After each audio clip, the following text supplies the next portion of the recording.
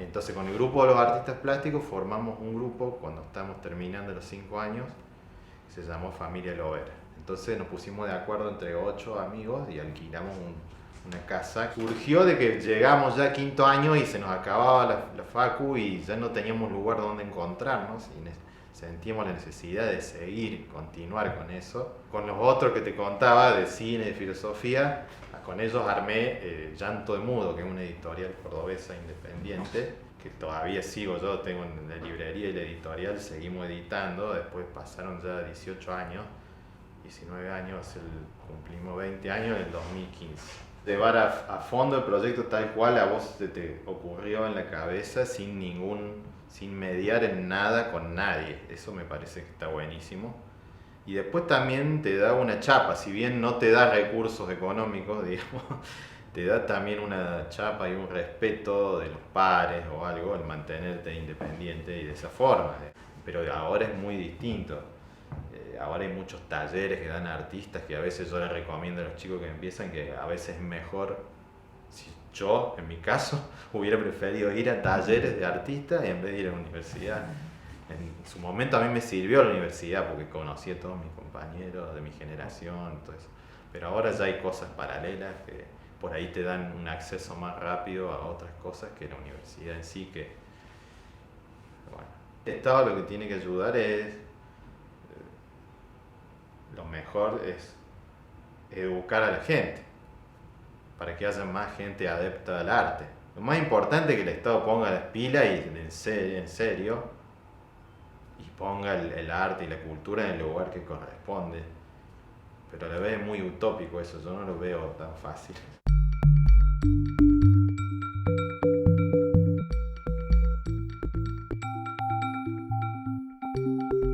En el 95 decidimos con un grupo de artistas alquilarnos un espacio en común, un taller. No sabemos si 100 años atrás había vivido una tal familia Lovera, y le pusimos este nombre porque de alguna manera empezamos a funcionar como una familia. Cada uno tenía su espacio, era un departamento muy lindo, pero totalmente amorfo, pero perfecto para nuestro trabajo. Cada uno entonces tenía su habitación y desde ahí empezamos a funcionar como un grupo de amigos, pero todo atravesado por el arte. En el 99, en la Municipalidad de Córdoba, me invita a Dolores Cáceres a trabajar en una comisión de cultura. Yo venía trabajando un poco con ella en una suerte de asistencia de su trabajo. Yo le había hecho una monografía siendo estudiante de la facultad sobre su obra, entonces bueno, ahí ella un poco me invita a trabajar. Y en esta comisión serían como mis primeros pasos que doy en la gestión cultural. Después de 2 años presento una exposición individual en el Centro Cultural España Córdoba, que se llamó El Regalo, y en ese momento la persona que estaba a cargo, llamada Gabriela Borioli, deja su puesto y yo quedo un poco sola a cargo de mi muestra en esta institución. Y bueno, como que logro desarrollarlo dentro de todo bien, y este puesto estaba vacante y bueno, Pancho Marchiaro, en ese momento que era subdirector, me lo ofrece. Yo obviamente mi conocimiento como todos era el de la autogestión, así es que, bueno, nada, me senté en esa silla a pensar qué iba a hacer. Me dieron como responsable las salas de la España Córdoba y ahí empecé a hacer un trabajo realmente descubriendo el tema de la gestión. Me fui formando absolutamente desde la práctica, desde la experiencia, el hacer, el equivocarme, empezar a cubrir espacios que empezaron a resultar necesarios, sobre todo desde todo el surgimiento de las producciones contemporáneas más complejas, etc. En ese sentido yo creo que desde el lugar de gestora en el Centro Cultural España Córdoba me pareció que mi conocimiento como artista, conocimiento y sensibilidad con el medio local, me parece que fue positivo, que de alguna manera pude trasladar hasta ciertas demandas incipientes también, porque pensemos hoy existe una asociación de artistas, pero en ese momento eran más bien charlas y quejas entre amigos artistas. En el escenario, en lo que estaba surgiendo, sí era una institución, considero importante, como dinamizadora, porque por un lado sostenía las actividades, esta gran dinámica, con todas las críticas que pueda tener en relación a lo que se hacía, pero siempre fue constante, nunca decayó, que me parece que una de las cosas más terribles que pasan en cualquier ciudad, sobre todo relacionado al cultural, es los proyectos que no terminan de desarrollarse a lo largo del tiempo.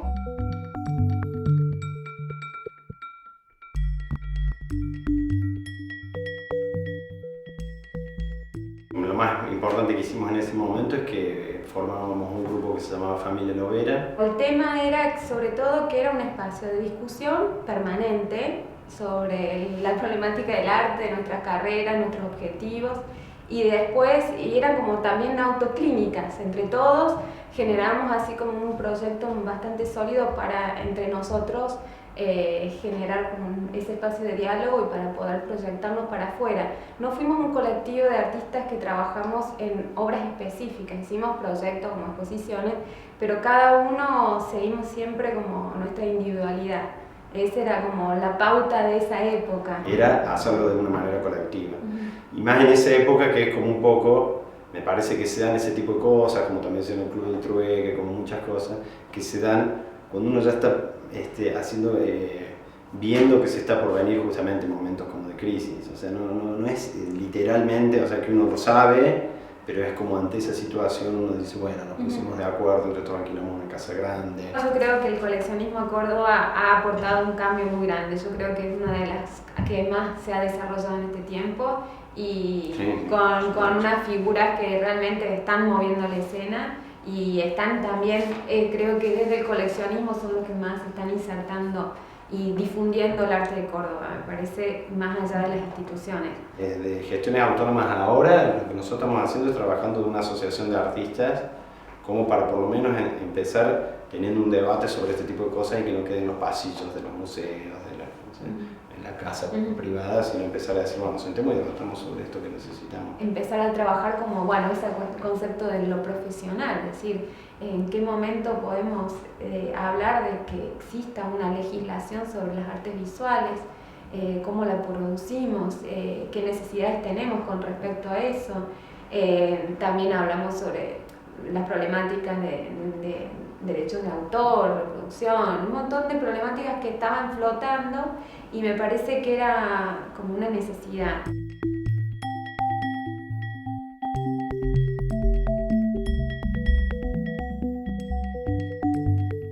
Y en el año particularmente en 97, Andrea Ruiz me convoca o viene a visitar mi taller como artista, porque estaba organizando una exposición en la Casa de las Américas en Madrid de artistas de Córdoba. Se armó un lindo grupo y en este entorno de la exposición Agua Felices, sobre todo allí en Madrid, empezamos a hablar de, como siempre, ¿no?, de las falencias de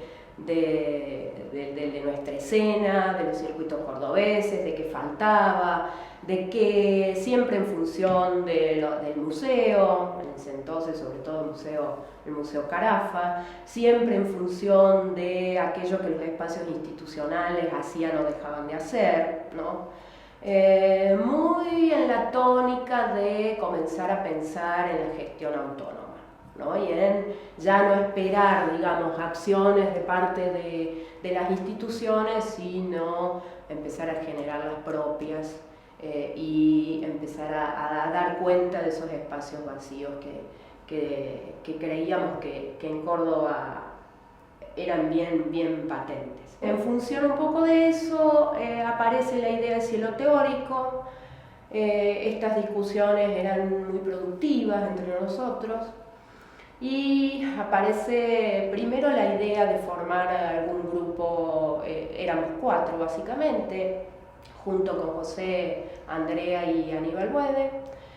Algún grupo más de producción artística colectiva primero, eso no funcionó muy bien, terminamos pensando en que lo que Córdoba necesitaba, según nuestro diagnóstico en ese momento, era una apoyatura de la parte teórica.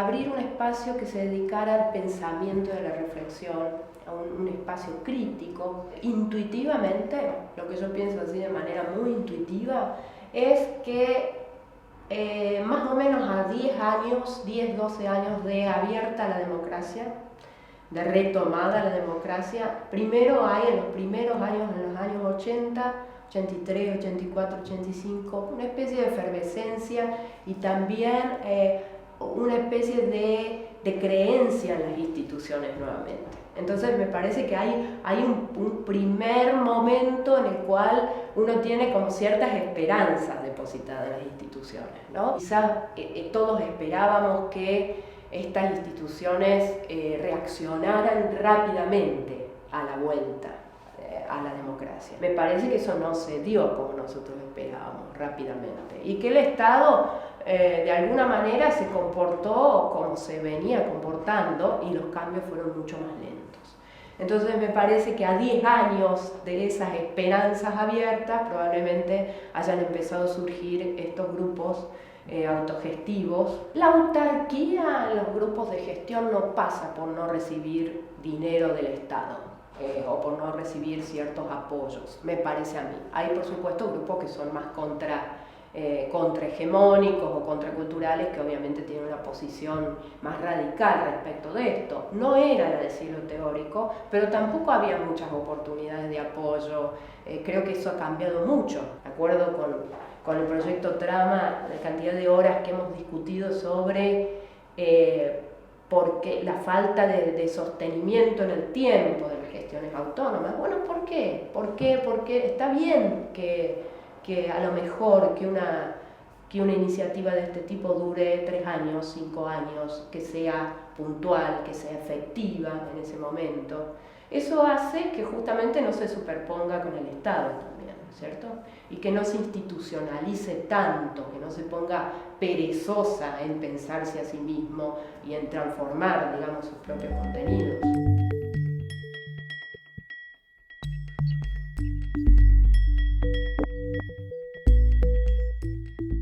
Yo viví en España en los 90, hasta el 97, y fue un momento como de transición para lo que pensaba del arte, para todo lo que pensaba del arte, porque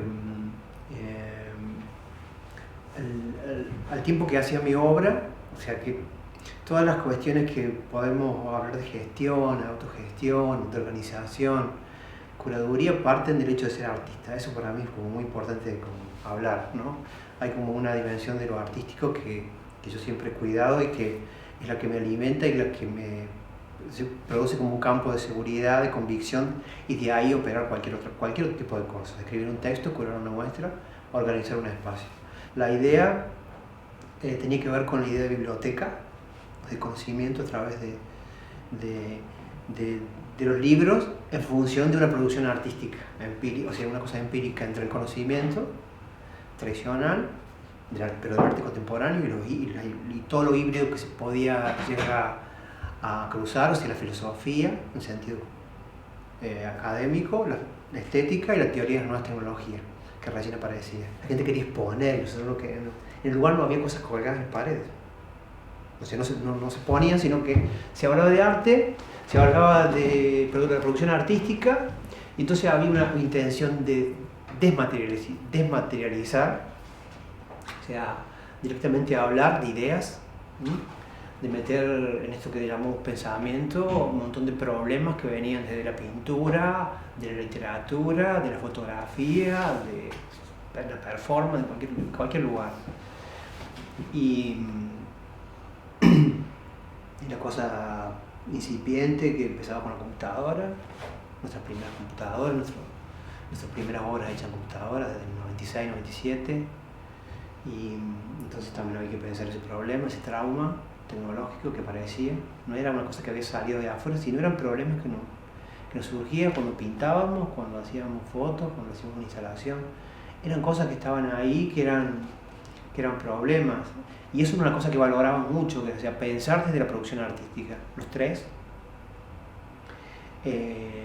éramos artistas antes que teóricos, digamos, para decirlo de alguna manera, una palabra muy grande, pero nos poníamos a pensar en función de las propias experiencias que teníamos con la materia, con materializar algo, ¿no? Y había como una cosa de heroicidad así fuerte. Y después con el tiempo decir, bueno, ¿por qué? ¿Por qué tanta, en todo caso, no? Pero que le daba un punto al lugar. Era independiente de verdad. Pero el archivo quedó ahí guardado. Si alguna vez se podía retomar. Interesante porque era un trabajo en el archivo así como muy de persona a persona. Era investigaciones y entrevistas con los propios artistas individualmente. Se configura un archivo a partir de las propias miradas de los artistas. O sea que los propios artistas iban armando el archivo, que hablaba de ellos mismos. Que criticar la ciudad es criticarme a mí también. Y entiendo que tengo cosas malas para señalar y corregir.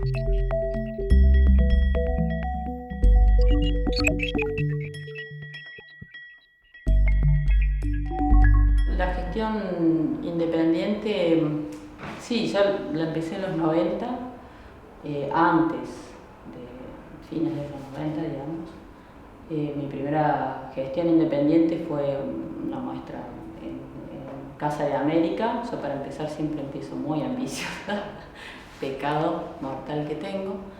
Y bueno, fue mi primera gestión de curaduría y de producción en Casa de América, de artistas de Córdoba, cuando yo estaba viviendo todavía en España. Cuando viajé para recorrer talleres fue en el 95 y fue el momento que incendiaron la Casa Radical, y yo creo que es simbólico de la situación general social y que también comprendía lo político, lo social y sin duda los artistas. Yo lo que encontré, gran cantidad de artistas que habían dejado de trabajar, o que en términos generales había una suspensión del ánimo y de la producción, o al menos de la visibilidad y de la exposición hacia afuera. Y después, bueno, vino lo de Cielo Teórico, que eso, bueno, se fue armando, digamos, con José Pizarro, Karina Cañolo y Aníbal Buede.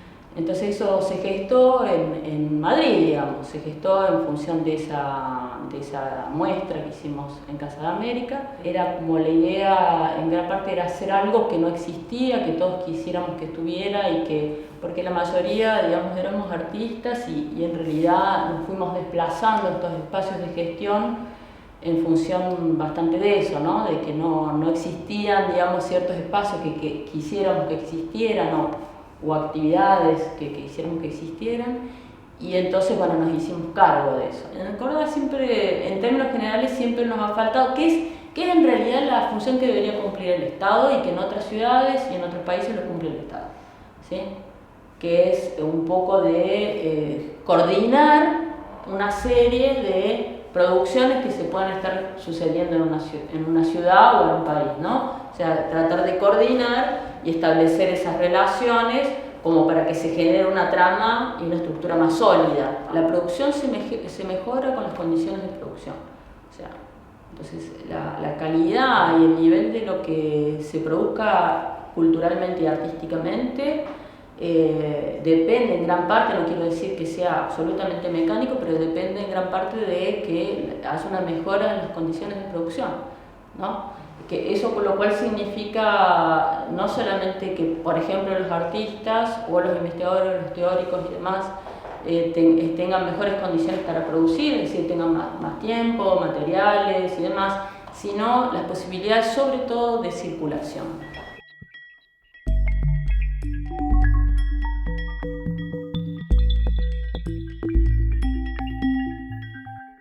Nosotros en los 90 éramos alumnos de la escuela de arte, y por otro lado también producíamos como artistas. Y en ese momento había como poca información porque no existía internet, o al menos nosotros no teníamos.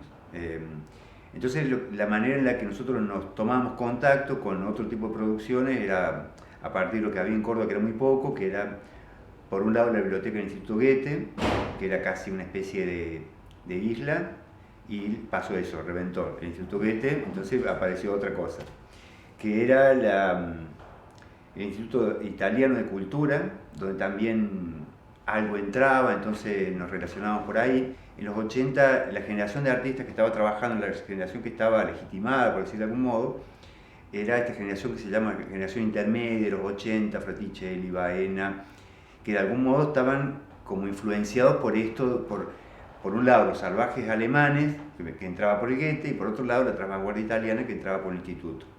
Que en un momento creo que hasta vino a Bonito Oliva, a Córdoba. Y la generación que vino posterior a esta generación intermedia es nuestra generación, que está como bastante fragmentada, pero es los que vinimos después. Lo que hicimos los que vinimos después, que era putear a los maestros, o sea, y no era veré enfrente. O sea, los maestros eran pintores duros, bukowskianos. Nosotros, ¿qué hicimos? Vamos a hacer maricas. O sea, vamos a hacer arte light. Entonces dijimos, la idea sería conseguir un espacio físico. Entonces empezamos a buscar, y un profe de la escuela, el profesor Sade, que falleció, nos dijo, ustedes saben, dice que hay una casa en el Paseo de las Artes que está abandonada. Entonces, bueno, fuimos, averiguamos, efectivamente está abandonada la casa, hicimos todos los trámites para solicitar la casa, llevamos un proyecto de la municipalidad, bueno, todo lo que hay que hacer, nunca ni nos contestaron. Así que la Navidad del 93 tomamos la casa. O sea, saltamos el muro y fui un cerrajero con lo que podía conseguir un día de Navidad, un cerrajero, y le expliqué que se me había roto la llave, el tipo ya se da cuenta que nosotros estábamos entrando. Y entramos. Y desde ese momento estamos ahí hace 20 años. Cometimos millones de errores y los seguimos cometiendo. O sea, y sobre todo en la primera parte, cuando nosotros, en ese momento no se llamaba Casa 13, se llamaba Centro de Comunicación y Producción de Arte. Un nombre súper pretencioso, ¿viste? Armamos una sala de muestras con las paredes blancas, el piso lo pintamos de gris para que no haya ruido visual, compramos las lucecitas y estábamos haciendo todo mal. Estábamos siguiendo recetas de cómo se debe hacer un espacio cultural, no sabíamos bien ni qué diablo era, sino eso, ¿no? Replicando recetas. Y después de un año y medio de trabajo más o menos, entra otra gente a la casa, entra Belkis con Adriana Busto, Eugenia Yayetto, bueno, un grupo de 5 o 6. Lo primero que hacen es decir, bueno, se acabó esto, el nombre del centro de comunicación, esto es una casa, se va a llamar Casa 13 porque es la casa número 13 del paseo, y va a ser una casa. O sea, esto es un living, esto es un comedor, la gente que va a trabajar acá va a venir a interactuar con el espacio, y se trata también de una familia. Yo creo que si eso no hubiera pasado, la casa ya no existiría ese tiempo. La autonomía creo que es fundamental para los espacios, para poderse manejar políticamente. El Estado tiene que estar presente, porque el Estado somos nosotros. O sea, en todo caso, el gobierno de turno es el que administra los recursos del Estado. Y nosotros tenemos que reclamar estos recursos. Para mí la palabra es emancipación. O sea, el Estado tiene que propender a que se emancipen estas iniciativas.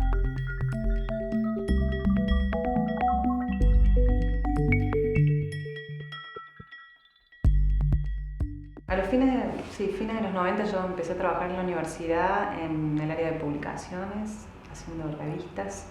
El mundo editorial siempre fue como un lugar en el cual comencé y al cual volví muchas veces, siempre desde la perspectiva editorial, porque bueno, el campo de la escritura es el que yo digamos, el lugar de mi formación y el que yo comencé a transitar desde más joven, digamos. Estábamos como con bastantes dudas sobre qué hacer en nuestra vida en el 2001, como les pasó a todo el mundo. No sabemos si irnos del país. España era un horizonte posible. Y bueno, y surgió como las ideas en los extremos, ¿no? O irnos o quedarnos y abrir un espacio. Un espacio que reunía condiciones que para nosotros no existían en ese momento, que era el cruce entre la teoría y la práctica, ¿no? Un lugar para hacer, pero también para pensar, para publicar, para mostrar al público, con un perfil de centro de documentación y producción. Desde el comienzo tuvimos un espacio que se llamaba Intermedio, que estaba bajo la curaduría de Karina Cañolo, que nos interesaba desde el punto de vista que lo interdisciplinar nos parecía fundamental. Espacios que no fueran de una sola disciplina, ¿no? Que no fueran clausurados para el teatro, ¿no? Que en Córdoba también los teatros eran teatros en ese momento y nada más que teatros. Y bueno, y así nació Documenta, que empezamos el 23 de mayo del 2003, lo inauguramos.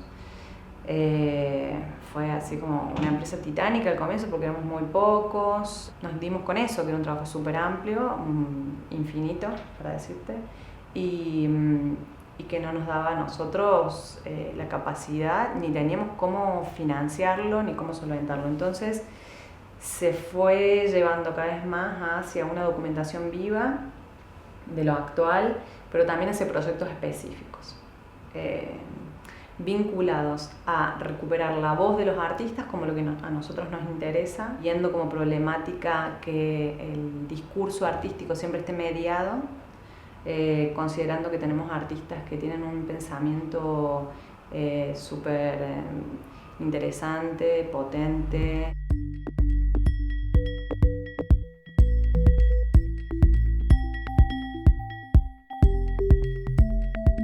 En el 98, que armamos Azul Talo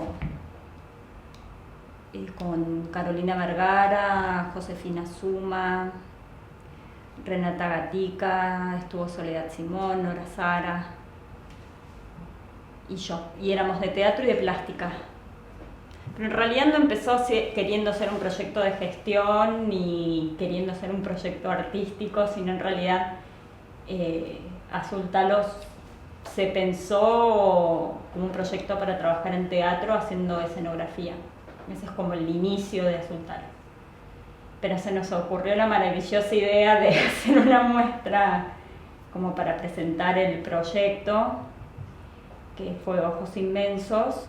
E hicimos dos exposiciones más con la intención de trabajar en espacios no tradicionales para el arte, que fueron Doble Atentado y Fecha de Vencimiento. Ahí sí hubo mucho trabajo de gestión y en realidad fueron trabajos compartidos. En Doble Atentado trabajó Azul Talo con Fernando Cortiglia, Sebastián Sánchez Helada, estaba Luciana Césari. Y en Fecha de Vencimiento fue un trabajo mucho más horizontal, de gestión horizontal. Tengo un proyecto que se llama Aún Sin Título, que va por la 4ª edición, es un ciclo de performance que funciona en Documenta Escénicas, en un teatro independiente de acá de Córdoba. Pero paralelamente, casi todos los años hago otro proyecto ligado a la performance. El año pasado hicimos Ubaiti entre Aún Sin Título y Aula 20, un proyecto que funcionaba en la Ciudad de las Artes, que funcionó en las residencias. E invitamos a otras iniciativas que habían trabajado con performance a proponer un artista y la idea fue generar un diálogo entre los diferentes proyectos que gestionan performance en Córdoba. A mí me interesa que Aún Sin Título sea un proyecto que tiene autonomía, pero me interesa el diálogo con las instituciones porque creo que las instituciones tienen ciertas cuestiones más aceitadas que los proyectos independientes no tenemos. Hay una cuestión de estar en los márgenes. Creo que también eso fue propiciado por los mismos proyectos que gestionamos. Pero creo que fue un modo también como de instaurar más el tema, de que existieran proyectos de formación como mi taller, como el taller de Vero Meloni, como lo que está haciendo Lucrecia Requena ahora en el España Córdoba.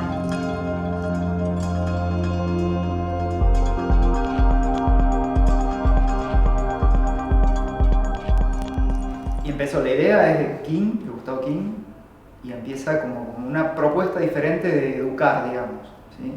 De que este medio que es la fotografía, que es tan rígido en sí, en formación sobre todo, tan técnico, que tuviese otro abordaje, que la gente que le interesara tuviese la posibilidad de acercarse y de aprender esa técnica como un complemento y no como un eje. De alguna manera giraba en torno a Gustavo King, que era el eje en ese sentido, y luego cuando él se aparta, en el 99, continúo yo con Claudia, que también estaba, Claudia Corral, y empiezan a aparecer otras personas que fueron participantes de las actividades anteriores, que conocían un poco de la esencia de qué se trataba esa forma de educar, y ahí apareció la posibilidad de tener ya o digamos, plantearse un propio espacio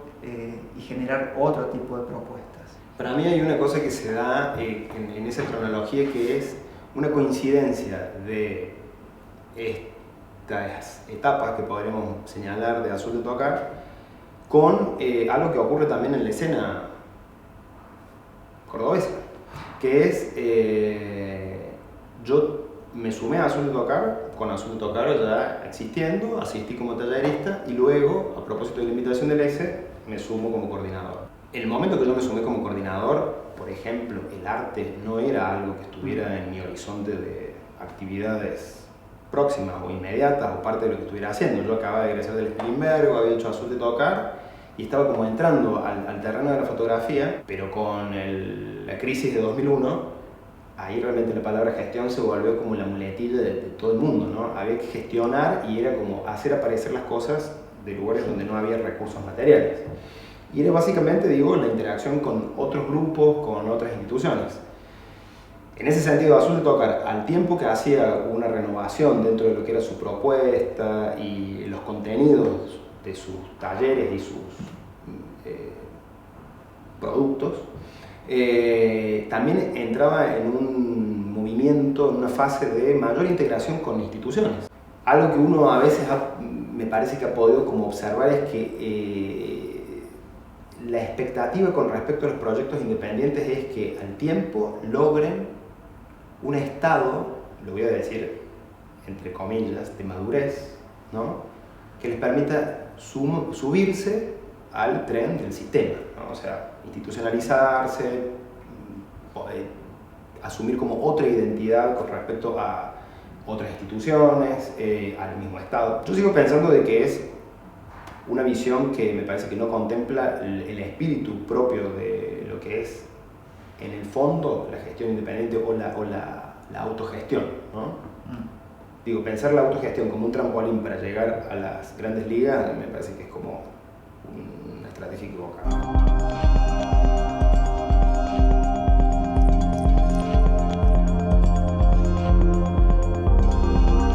A fines de los 90 yo trabajaba como fotógrafo profesional para editoriales, para publicidad, y paralelo a eso estaba como empezando a desarrollar una obra personal, y a fines de los 90, ya en el 2000 más precisamente, junto con Rodrigo Fierro, empezamos a trabajar creamos un taller en torno a la fotografía y la experimentación, y así nació este proyecto que se llama Manifiesto Alegría, que todavía sigue adelante. Mi aproximación a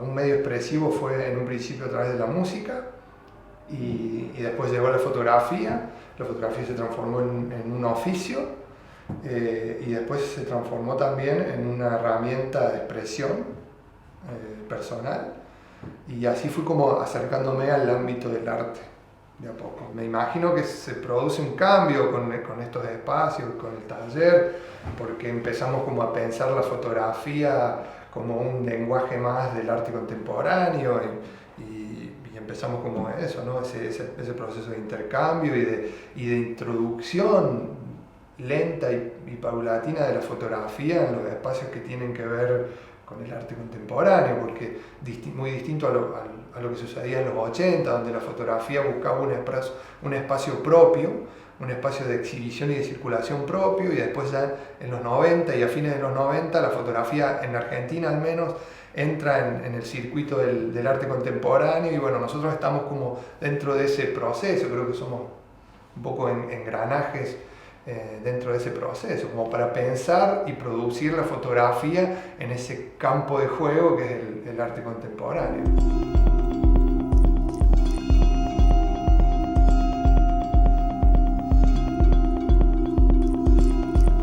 Y ahí fue cuando arranqué en el 2000 con el taller, digamos, cuando entro en contacto con la gente con Gabriel y con Gabriel Orge y Rodrigo Fierro, ahí con el Manifiesto Alegría, que para mí fue como muy significativo porque fue lo que me ayudó a también como tomar una decisión de qué quería hacer con la fotografía, ¿no?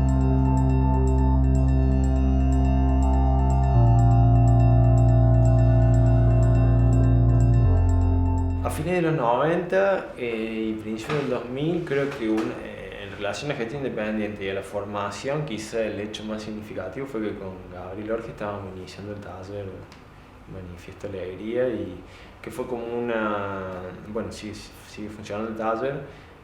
En ese momento como que empezó como fue una respuesta a una curiosidad de formación nuestra por un lado, de gestionar un espacio que nos permitiera formarnos en aquello que queríamos formarnos, a la vez que nos permitía participar como coordinadores de esa actividad. Y nada, fue como una experiencia muy nutritiva, porque fue empezar algo de cero. Mi primera experiencia en gestión independiente es a través del Teatro La Luna. O sea, 6 años en la parte actoral y varios años más vinculado en otras actividades a través del teatro. Esa es mi primera experiencia, digamos, ¿no? A través del teatro independiente, que tiene como una historia muy larga dentro de la gestión independiente y con una postura muy clara y en muchos sentidos muy autónoma, tanto respecto de las instituciones públicas como de las privadas. Con lo cual yo, nada, me curtí con producción independiente literalmente en el polvo, porque incluso una de las obras que hacíamos era como sumergido en tierra, realmente en un báltico, en Güemes, así que después lo demás es como más sencillo. En general mi experiencia ha sido como poco conflictiva y poco traumática, en el sentido de que cuando yo he asumido a través del taller o de la producción de mi trabajo personal producirlo de manera independiente, o parte de eso lo financio yo, o gestiono los medios de la manera que puedo. Este proyecto que acabamos de hacer con Gabriel en el Cabildo, que fue una invitación desde la esfera pública hacia nosotros no es que fuimos a buscar o propusimos nosotros el proyecto del lugar,